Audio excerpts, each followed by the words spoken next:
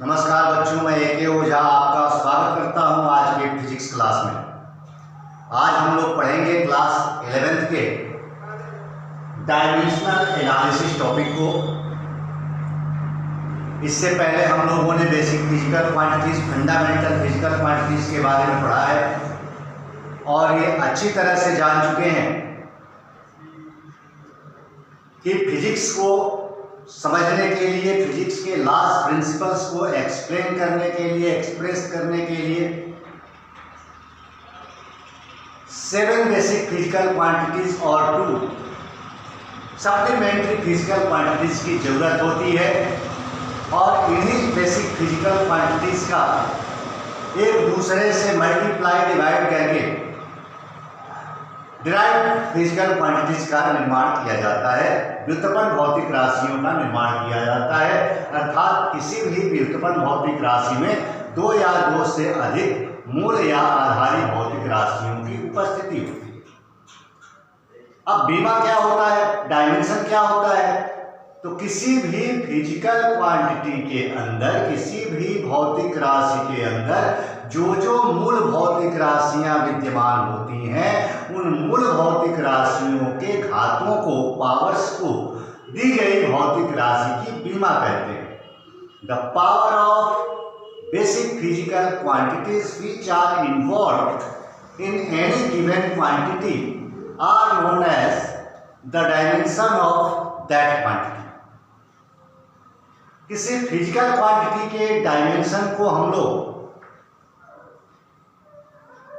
Generally MLT के terms में show करते हैं, रिप्रेजेंट करते हैं, दर्शाते हैं, जहां एम द्रव्यमान को, एल लंबाई को और टी समय को प्रदर्शित करता है।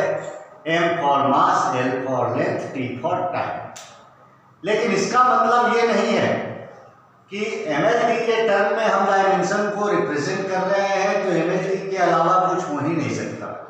पहले हमने बताया, हम लोग जान चुके हैं पिछले क्लास में कि बेसिक फिजिकल क्वांटिटीज का नंबर 7 होता है, लेकिन उन 7 में से 3 basic physical quantities, mass, length and time, ऐसी बेसिक फिजिकल क्वांटिटीज हैं कि जितनी व्युत्पन्न भौतिक राशियों का, जितने ड्राइव्ड क्वांटिटीज का आज तक निर्माण हुआ, उसमें से 70% to 80% ड्राइव्ड क्वांटिटीज केवल एमएलटी से मिलकर के ही बनी है। इसलिए हम कहते हैं कि डायमेंशन को प्रायः एमएलटी के पदों में व्यक्त किया जाता है, एमएलटी के टर्म में रिप्रेजेंट किया जाता है। लेकिन अगर किसी फिजिकल क्वांटिटी में विद्युत धारा, इलेक्ट्रिक करंट की जरूरत पड़ेगी तो उसके लिए हमें ए लिखना पड़ेगा। यदि किसी फिजिकल क्वांटिटी के अंदर हमें थर्मोडायनेमिक टेम्परेचर की आवश्यकता पड़ती है तो उसको रिप्रेजेंट करने के लिए हमें के लिखना पड़ेगा। यदि किसी फिजिकल क्वांटिटी में ल्यूमिनस इंटेंसिटी, ज्योति तीव्रता की रिक्वायरमेंट होती है तो उसे रिप्रेजेंट करने के लिए, उसका डायमेंशन दिखाने के लिए हमें CD का यूज करना पड़ेगा। उसी तरह से यदि कोई ऐसी फिजिकल क्वांटिटी हमारे सामने है जिसमें अमाउंट ऑफ मैटर, पदार्थ के परिमाण, पदार्थ की मात्रा को प्रदर्शित करना पड़े तो हम उसके लिए मोल का प्रयोग करते हैं। लेकिन प्रायः चूंकि मैक्सिमम फिजिकल क्वांटिटीज कैसे बनती हैं, मास, लेंथ और टाइम का यूज करके बनती हैं, इसलिए जनरली हम लोग डायमेंशन को क्या बताते हैं कि एमएलटी के टर्म में व्यक्त करते हैं, जहां एम मास, एल लेंथ और टी टाइम को, एम द्रव्यमान, एल लंबाई और टी समय को प्रदर्शित करते हैं। अर्थात किसी भी भौतिक राशि का डायमेंशन अगर आपसे पूछा जाता है तो आप पता करें कि जिस भौतिक राशि का डायमेंशन पूछा जा रहा है उस भौतिक राशि में मास का कितने टाइम्स यूज हुआ, मास का जितने टाइम्स यूज हुआ वो मास का क्या हो जाएगा, पावर हो जाएगा। लेंथ का कितने टाइम्स यूज हुआ दी गई भौतिक राशि में, वो नंबर जो होगा वो लेंथ का पावर हो जाएगा। टाइम का कितने टाइम्स यूज हुआ दी गई भौतिक राशि में, वो टाइम का पावर हो जाएगा। और इसी पावर को हम लोग दी गई भौतिक राशि का बीमा कहते हैं। The power of basic physical quantities, the power of fundamental physical quantities which are involved in any given quantity are known as dimension of that quantity. किसी भी भौतिक राशि में उपस्थित मूल भौतिक राशियों के घातों को उस भौतिक राशि की बीमा कहा जाता है। समझने के लिए कुछ एग्जांपल्स देखें।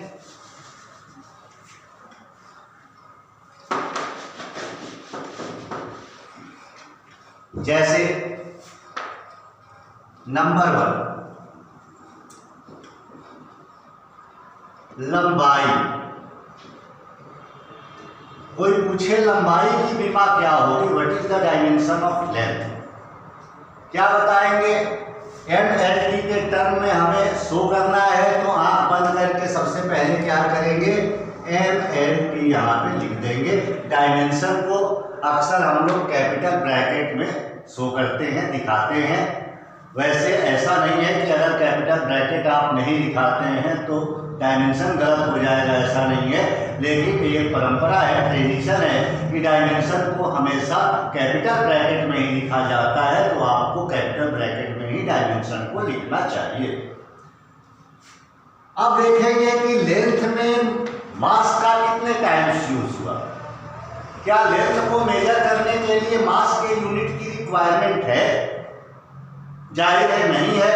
नहीं है इसका मतलब क्या कि लेंथ में मास इन्वॉल्व नहीं है, इसलिए मास का पावर यहां हो जाएगा 0।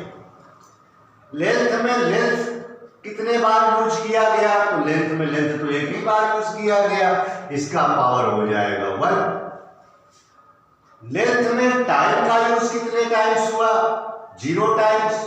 लेंथ को मेजर करने के लिए टाइम के यूनिट की रिक्वायरमेंट नहीं होती है, इसलिए इसका पावर 0 हो गया। ऐसे लिख सकते हैं कि dimension of length is m0 l1 t0। अब हम जानते हैं कि किसी भी नंबर का पावर अगर 0 हो जाए तो उसकी वैल्यू क्या हो जाती है, 1 हो जाती है। तो m to the power 0 is 1, t to the power 0 is 1। तो ये दोनों जब 1 हो गए तो 1 into l is l, l into 1 is l। Then यहाँ केवल हम लोग l भी लिख सकते हैं। Means dimension of length is m0 l t0 लिख सकते हैं, या फिर केवल l लिख सकते हैं, कोई हमें मना नहीं करेगा। उसी तरह से अगर आपसे कोई पूछे कि मास, द्रव्यमान की बीमा क्या होगी भाई, what is the dimension of mass, very simple. अब सीधा MLT तो लिखे ही दे, कोई दिक्कत नहीं। अब देखें कि मास में मास का कितने टाइम्स यूज हुआ।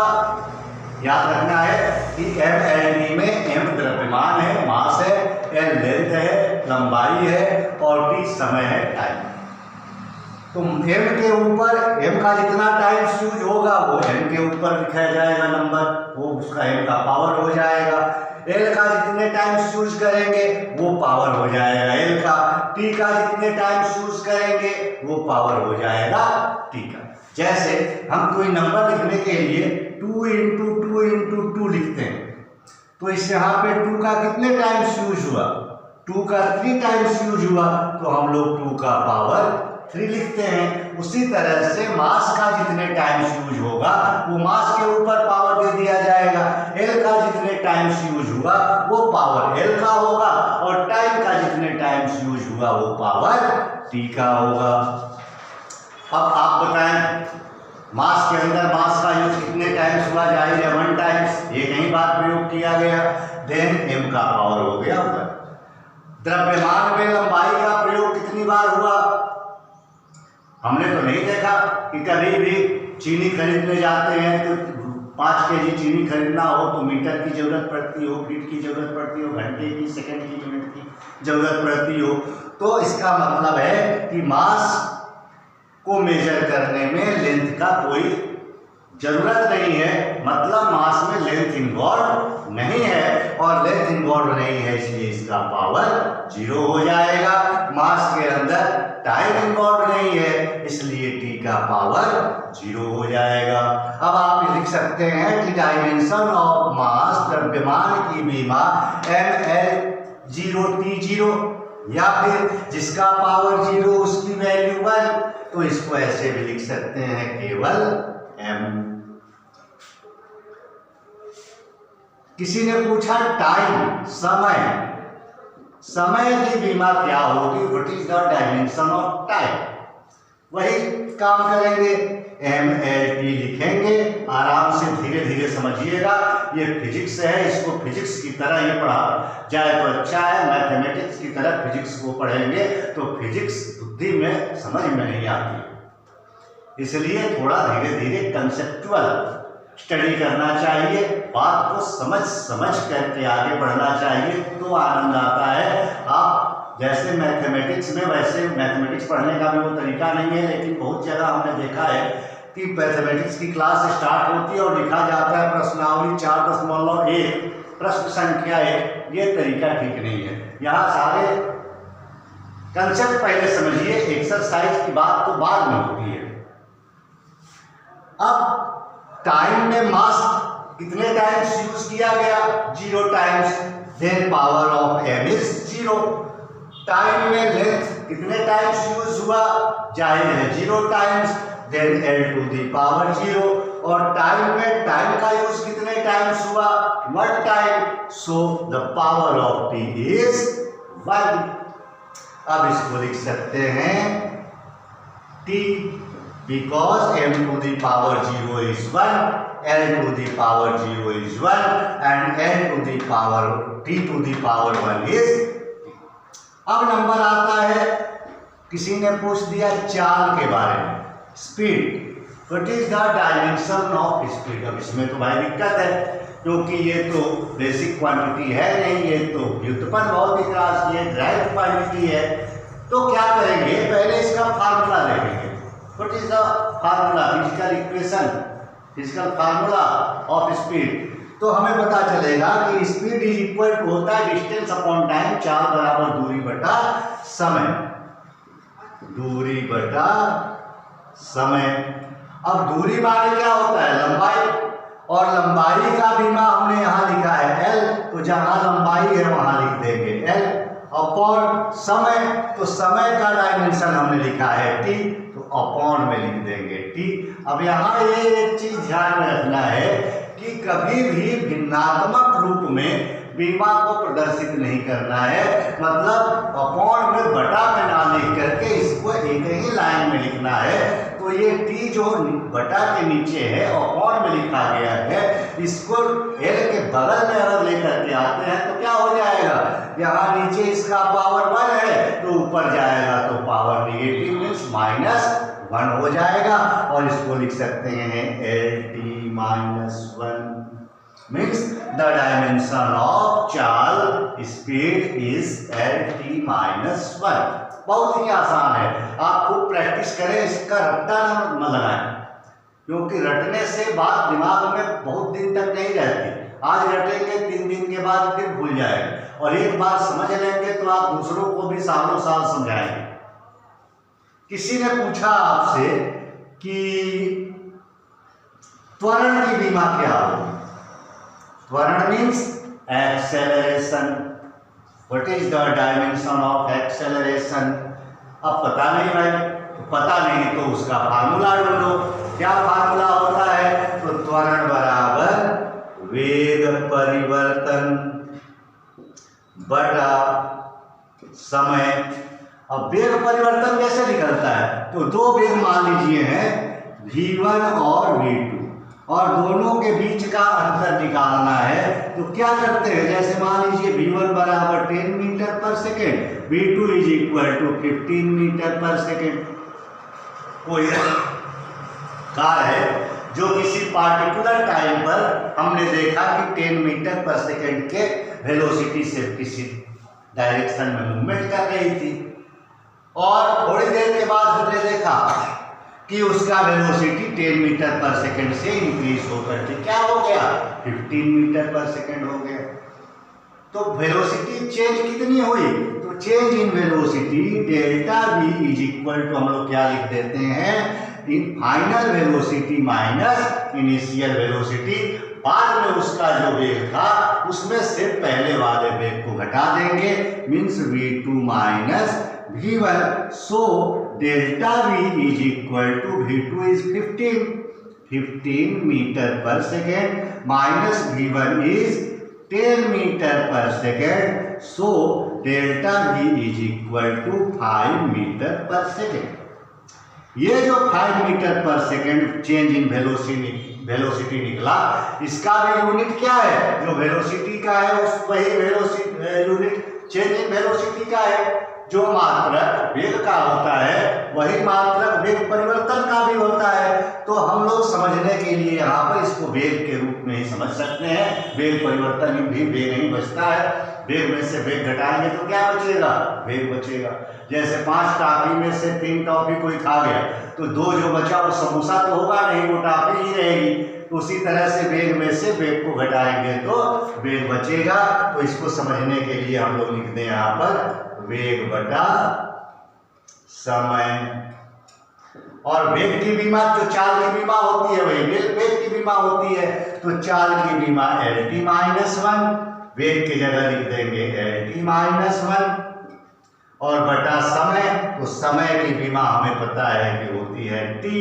अब नीचे तो कुछ लिखना है नहीं, तो इस T को ले जाएंगे ऊपर, तो इसको ऐसे लिखेंगे LT माइनस 1 और ये T ऊपर जाएगा तो T माइनस 1 मीन्स क्या डायमेंशन हो जाएगा, LT माइनस 2। समझ में आ रहा है। एक और देख लें। मान लीजिए किसी ने पूछ दिया कि फोर्स की बीमा क्या होती है, बल की बीमा क्या होती है, what is the dimension of force. क्या जवाब होगा हमारा कि बल बराबर, न्यूटन साहब ने गति के दूसरे नियम के माध्यम से बताया कि बल बराबर होता है द्रव्यमान गुना त्वरण। और द्रव्यमान की बीमा हमें पता है m होती है, तो जहां द्रव्यमान है वहां m लिखें।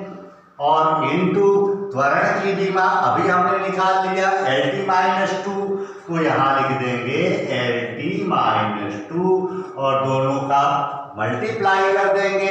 ये क्या हो जाएगा MLT minus 2। This is the dimension of force. कितना आसान है। अब आपको क्या करना है, रटना नहीं है इसको, ये टेक्निक समझ लेनी है। लंबाई का, द्रव्यमान का, समय का, लेंथ का, मास का, टाइम का, ये तीनों तो याद ही रहेगा। डायमेंशन, लेंथ का डायमेंशन L होता है, मास का डायमेंशन M होता है, टाइम का डायमेंशन क्या होता है, T होता है। अब क्या करेंगे हम कि इसको यूज करके मास, लेंथ और टाइम के डायमेंशन को किसी भी फिजिकल क्वांटिटी का डायमेंशन निकालने के लिए उस फिजिकल क्वांटिटी को तोड़ें। जैसे एक एग्जाम्पल और दिखाया आपको, किसी ने बोला कि शक्ति की बीमा क्या होती है। शक्ति मीन्स पावर। शक्ति की बीमा क्या होती है किसी ने पूछ दिया। एक तो तरीका ये हो गया कि अगर त्वरण मालूम है तो हम क्या निकाल लेंगे, बल की बीमा निकाल लेंगे, सीधा सीधा त्वरण का बीमा LT माइनस 2। लेकिन त्वरण का बीमा भी अगर पता ना हो तो बल की बीमा कैसे निकाले। तब क्या करना पड़ेगा कि हमें ये पता होना चाहिए कि शक्ति का सूत्र क्या होता है।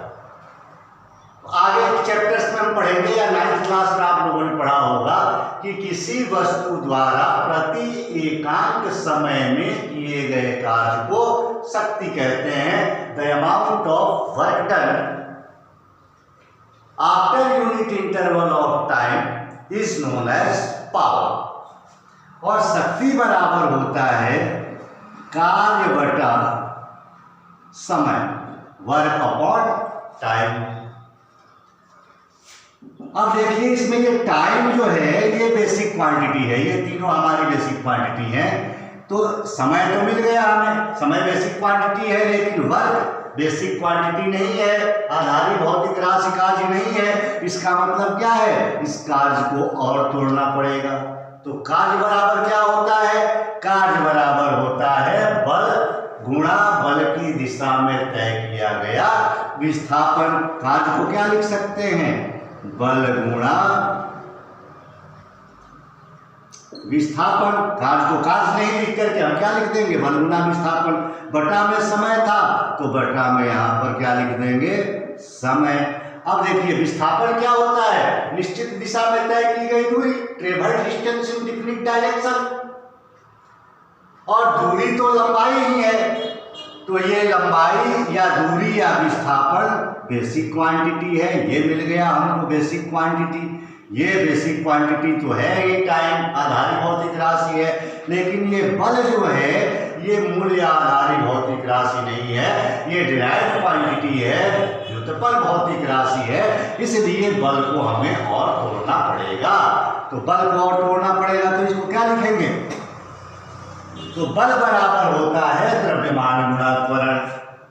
बल को क्या लिख देंगे, द्रव्यमान गुणा त्वरण। और ये द्रव्यमान गुणा त्वरण तो बल का मान हो गया। उसके बाद गुणा में क्या लिखा है, विस्थापन, तो विस्थापन लिख देंगे। और अपॉन समय है तो यहां पर समय लिख देंगे। अब देखिए द्रव्यमान बेसिक क्वांटिटी है, विस्थापन बेसिक क्वांटिटी है, टाइम बेसिक क्वांटिटी है, त्वरण बेसिक क्वांटिटी नहीं है, इसलिए त्वरण को और तोड़ना पड़ेगा। कहने का मतलब ये है कि डिराइव्ड क्वांटिटी जब हमें पता है कि बहुत सारे बेसिक क्वांटिटी से मिलकर के ही बनी होती है, तो उस डिराइव्ड क्वांटिटी को तब तक तोड़िए, तब तक तोड़िए, तब तक तोड़िए जब तक आपको सारे क्वांटिटी बेसिक क्वांटिटी के रूप में ही नजर ना आने लगे। अब क्या करेंगे भाई, तो द्रव्यमान जैसे है वैसे लिख दें इसको, द्रव्यमान मास इनटू, अब त्वरण है, त्वरण को त्वरण नहीं लिखेंगे, त्वरण का मान क्या लिखेंगे, तो त्वरण बराबर होता है वेग परिवर्तन बटा समय। हमने बताया वेग परिवर्तन भी वेग नहीं होता है, तो फिलहाल समझने के लिए हम लोग क्या लिख दें, वेग बटा समय, वेग बटा समय इनटू विस्थापन लिखा है तो फिर यहां लिख देंगे विस्थापन। और बटा में एक और समय है तो बटा में एक और समय लिख दिया। अब देखिए ये द्रव्यमान बेसिक क्वांटिटी है, समय बेसिक क्वांटिटी है, ये समय बेसिक क्वांटिटी है, विस्थापन बेसिक क्वांटिटी है, लेकिन ये वेग बेसिक क्वांटिटी नहीं है। इसलिए इस वेग को फिर से तोड़ेंगे, और तोड़ेंगे तो क्या लिखेंगे, द्रव्यमान को तो लिख देंगे द्रव्यमान मास। वेग बराबर क्या होता है, तो वेग बराबर होता है जैसे चाल बराबर दूरी बटा समय होता है, उसी तरह वेग बराबर होता है विस्थापन बटा समय, मतलब निश्चित दिशा में तय की गई दूरी बटा समय, डिस्प्लेसमेंट अपॉन टाइम। तो वेग जहां लिखा है वहां क्या लिख दें, विस्थापन बटा समय, ये हो गया वेग का मान। और बटा में एक और समय है तो यहाँ एक और समय लिख दें, गुणा एक विस्थापन और यहाँ है तो एक विस्थापन और लिख दें, एक बटा में समय और है तो एक समय और लिख दें। अब ध्यान से देखें, ये द्रव्यमान क्या है, किसका निकाल रहे हैं हम लोग, शक्ति का निकाल रहे हैं। शक्ति बराबर ऐसे भी लिख सकते हैं, ऐसे भी लिख सकते हैं, ऐसे भी लिख सकते हैं, ऐसे भी लिख सकते हैं, जैसे आप चाहे वैसे लिख सकते हैं। सारी शक्ति की वैल्यूज हैं, शक्ति के ही मान है सब। द्रव्यमान आधारी भौतिक राशि है, बेसिक क्वांटिटी है, विस्थापन निश्चित दिशा में तय की गई दूरी मतलब लंबाई बेसिक क्वांटिटी है, यहाँ भी विस्थापन है तो ये भी क्या है, बेसिक क्वांटिटी है। और ये नीचे तीनों समय हैं, ये भी बेसिक क्वांटिटी है। अब सारे जितने क्वांटिटीज नजर आ रही हैं शक्ति की वैल्यू में, सब बेसिक क्वांटिटी है। अब हमारी गिनती खत्म हो गई। अब सीधा क्या लिखना है, शक्ति को थोड़ा आसान बनाने के लिए पावर P लिख दें, और क्या लिखें, mL T ml अब काउंट करें, m फॉर मास द्रव्यमान, इसमें द्रव्यमान का उपयोग कितनी बार हुआ, केवल एक बार, तो मास का पावर क्या हो जाएगा 1। उसके बाद l फॉर लेंथ लंबाई, लंबाई का प्रयोग कितनी बार हुआ, तो विस्थापन लंबाई ही है, एक और एक 2 बार, तो l का पावर हो गया 2। और समय का उपयोग कितनी बार हुआ, 1 2 3 बार, तो यहाँ पावर हो जाएगा 3। लेकिन ये बटा में है, अपॉन में है टाइम, इसलिए इसको ऊपर लिखेंगे तो पावर हो जाएगा -3। इसको ऐसे भी लिख सकते हैं, या m का पावर 1 है तो पावर दिखाना जरूरी है नहीं, ml2t-3 ऐसे लिख सकते हैं। The power of p is ml2t-3। कहने का मतलब है कि कभी भी किसी भी गिवन क्वांटिटी का डायमेंशन मेजर करने के लिए हमें उसका डिफिनीशन याद रखना है कि the power of basic physical quantities, fundamental physical quantities which are involved in any given quantity is known as dimensions of that quantity। किसी भी भौतिक राशि में जो मूल भौतिक राशियां उपस्थित होती हैं, उन मूल भौतिक राशियों के घातों को उस दी गई भौतिक राशि की बीमा कहते हैं। इसलिए आपको क्या करना है, किसी भी भौतिक राशि की बीमा निकालने के लिए उसको तब तक तोड़ना है, तब तक तोड़ना है, तोड़ते तोड़ते तोड़ते तोड़ते इतना तोड़ो कि लास्ट में केवल मूल भौतिक राशि बेसिक क्वांटिटी ही आपको राइट साइड में दिखाई पड़े।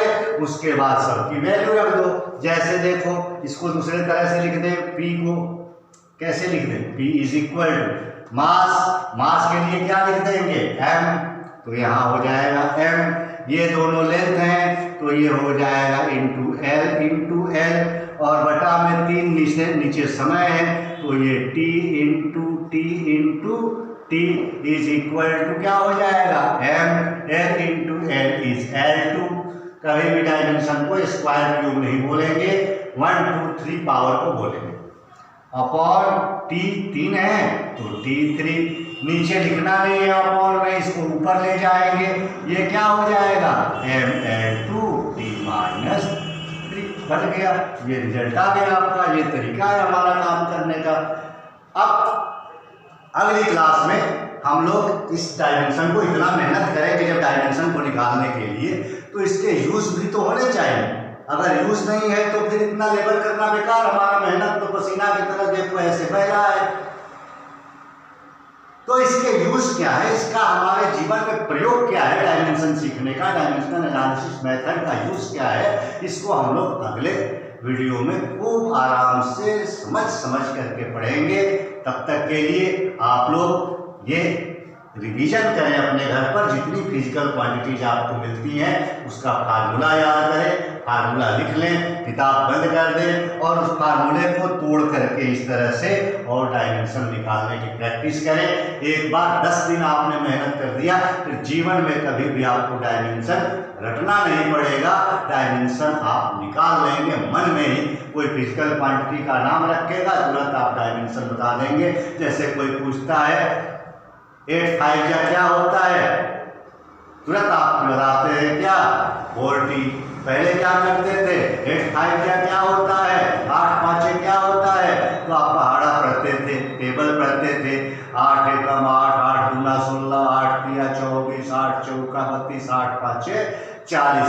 अब वो काम नहीं करना पड़ता, इतना बार हमने 8 का पहाड़ा पढ़ा कि अभ्यास हो गया और लास्ट में हम सीधा रिजल्ट बताते हैं कि 8 का पहाड़ा 5 बार पढ़ेंगे तो 40 ही आएगा। उसी तरह से ये जब अभ्यास हो जाएगा तो कोई पूछेगा शक्ति की बीमा क्या होती है, आप तुरंत बोलेंगे ml2t-3। आपको रटने की बिल्कुल जरूरत नहीं है, फिजिक्स रटने की नहीं समझने का विषय है। अगले क्लास में मिलते हैं, धन्यवाद।